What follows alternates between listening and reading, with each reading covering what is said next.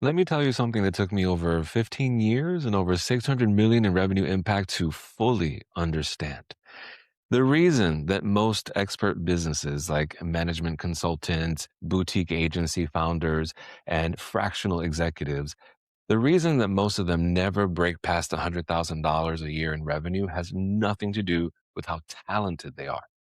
I've met brilliant people, genuinely world class experts, people who spent decades mastering their craft in boardrooms, in operating rooms, and in strategy sessions where the stakes were millions of dollars. And now they're sitting on their laptops at 11 p.m. on a Sunday, drafting yet another custom proposal from scratch, exhausted, wondering why building a consulting business feels like being trapped in a prison of their own making. They're out here charging 150 an hour, working 60-hour weeks, hustling for every client like it's their first year in business. Meanwhile, someone with half their experience and a fraction of their talent is out here closing $50,000 contracts and working 20 hours a week. What's the difference? Because it's not confidence, definitely not luck, and surprise, surprise, it's not marketing. My friend, it's architecture, right? You cannot scale chaos. You have to very intentionally craft, intentionally build, and intentionally architect your success. That founder who breaks past $100,000 in revenue a year, they didn't get better at their craft, right? They just got better at packaging it. And I know what that feels like because I had to unlearn the exact same lies of hustle culture to buy back my own time. My friend, I want you to think of this episode as a private advisory session just between you and me. I'm going to show you three invisible ceilings that keep brilliant experts stuck and give you the exact action plan to break through them. Let's get to work. I'm Luis Baez. I've spent over 15 years in sales leadership and revenue enablement. I was recruited to work at major tech companies like LinkedIn, Google, Uber, and Tesla, where I contributed over 600 million in revenue impact. Now, I work with management consultants, fractional executives, and boutique agency founders who are stuck in that feast and famine cycle trying to grow their businesses. I help them build what I call revenue architecture. We're talking about the systems, the positioning, and the offers that turn their expertise into predictable outcomes for their business, premium income, and outcomes on the other side. Everything that I'm about to share comes from coaching real clients through this exact process in the booked, busy, paid accelerator. This isn't theory, my friend. This is the system that we implement. If you and I were sitting on a Zoom call right now looking at your business model and you were stuck under $100,000 in revenue a year, here's exactly what I'd look for. It always comes down to one of three invisible ceilings. Ceiling number one is that you're guessing at demand. You built your offer based on what you think the market wants. You sat down one day, you opened a Google Doc, took some notes, and wrote down a list of services that you could provide that you feel comfortable with. Maybe ran it through a GPT or something, and maybe looked at what a competitor was charging and priced yourself a little lower just to be safe. But you never actually researched what buyers are actively searching for and paying for right now. So you're selling something that nobody asked for at a price anchored in insecurity instead of data. And that's not a marketing problem, my friend. That's a foundational problem. Ceiling number two is that you haven't extracted your method.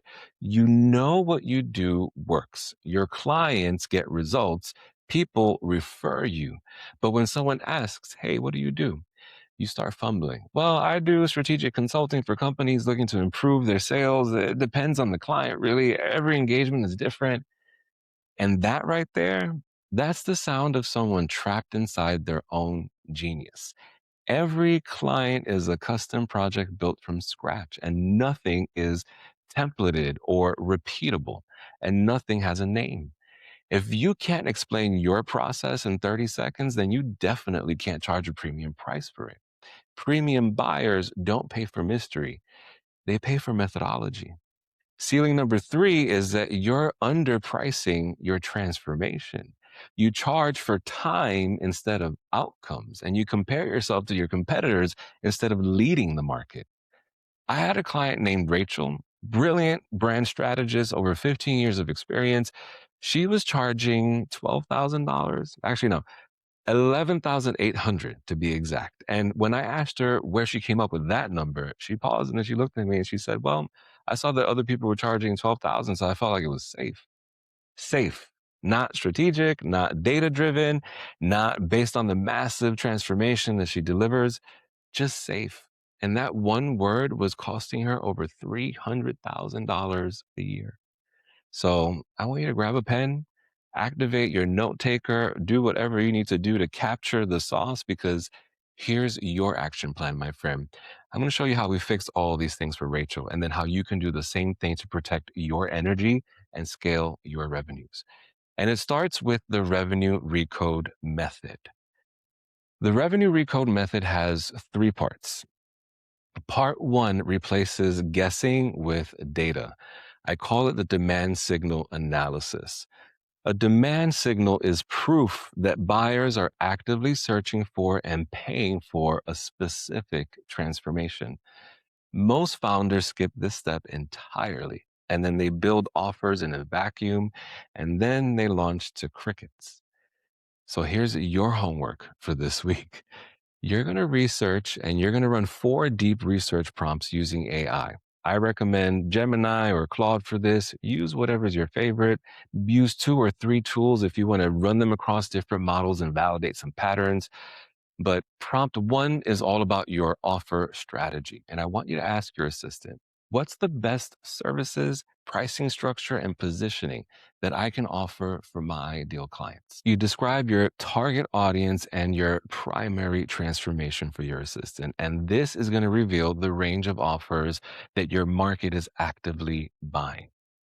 Prompt number 2 is all about the competitive analysis. And I want you to ask, give me examples of how similar businesses design, package, and price their offers. Include notes on differentiation and gaps that I can leverage. And this analysis is going to show you the white space of opportunities. Prompt 3 is buyer psychology. Who are my ideal buyers? What are their goals, challenges, motivations, decision making psychology? The answer to this is going to give you the exact emotional drivers behind the purchase decisions. And prompt number 4 is about their value tools. What resources could I create to attract my ideal buyers? Once you run all 4, I want you to consolidate everything into a final prompt, analyze all of that data, and create your demand signal report. Market demand, pricing benchmarks, buyer psychology, competitive gaps, all verified by data. When Rachel ran this process, she discovered that her market was actually starving for brand positioning and messaging strategy. And that was her actual genius, but no one was owning that space. Now she knew what the market wanted. She just needed to package her way of delivering it. So your next step is to stop reinventing the wheel for every single client. And we do this using the Genius Method design tool. So I want you to look at your last 5 client wins, and I guarantee there's a pattern. There's a sequence of phases that you follow, whether you realize it or not. You might diagnose and then design and then deploy, right? Whatever the pattern is, your job is to pull it out, give it a logical structure, and then give it a name. So before you would walk into conversations and say, I do brand strategy and it's hard to explain, but basically I help companies clarify their messaging, right? After going through the Genius Method extraction, you go, I use the brand clarity method. It's a 3-phase framework that takes companies from confused positioning to crystal clear brand architecture. Your method is your intellectual property. It's what makes you rentable, not ownable. You extract your method so that when a client signs, your delivery engine starts to take over that logical and methodical process, right? And then your Fridays remain completely and unapologetically yours. Rachel extracted her genius in about a week. And the moment that she started describing her method instead of her services, her prospects stopped asking, oh, what do you do? And then they started asking, okay, so how does your method work? Now you have market data and a named method. It's time to design your offers and your packages. And I want you to stop listing activities like discovery calls and strategy development and revision rounds, right? Those are all task lists. Premium buyers care about the overall transformation. So instead, you're going to architect levels of access to your transformation. And this is what I call the value altitude framework. Think of it like air travel. Coach, business, and first class all get you to the same destination, and the difference is in the experience. So you'll build all three tiers. Tier one, I call sustain. This is the essential transformation at the foundational price. Tier two, I call standard, and that's the full transformation with your support. And this becomes your anchor price. At tier three, I call it soar, and that's the premium experience with speed, exclusivity, ongoing partnership, just the full white glove service. When Rachel redesigned her offers using this exact model, the game changed. Tier 1 came in at 15,000, tier 2 at 35, and tier 3 at 65. And when she presented all three tiers, most clients chose tier 2, the middle one, because when you give people a thoughtful range anchored to real value that they can compare, they're going to default to the one that feels like the right fit. And 1 year later, Rachel closed just a little over $423,000 in revenue. Her average project went from that 11,800 to 35,000. Same Rachel, same expertise, just a completely different architecture. Because here's the bottom line, my friend. You don't have a revenue problem. What you have ultimately is an architecture problem, and architecture can always be rebuilt. Those experts who break past $100,000 aren't the ones that hustle harder. They're the ones who stop guessing and start engineering. Confidence isn't loud, it's precise. When all three of these things click, your sales conversions get easier because you're explaining your value and not defending your price. Your revenue becomes predictable. And more importantly, you stop missing family dinners and weekends with friends because you're tied to your laptop. When was the last time that you sat down and really actively researched what the market wants? And can you articulate your method in three, four, five phases? I want you to really sit with that because the gap between where you are and where you want to be isn't about working harder. It's about building smarter.